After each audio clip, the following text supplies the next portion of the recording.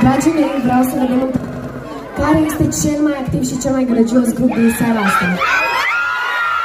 Deci facem la felul următor. Caterina, să facem liniște. Eu o să număr până la 3, iar la 3 vreau să țipați cât de tare puteți, da? Sunteți gata? 1, 2, 3! Mai încercăm o dată? 1, 2, 3!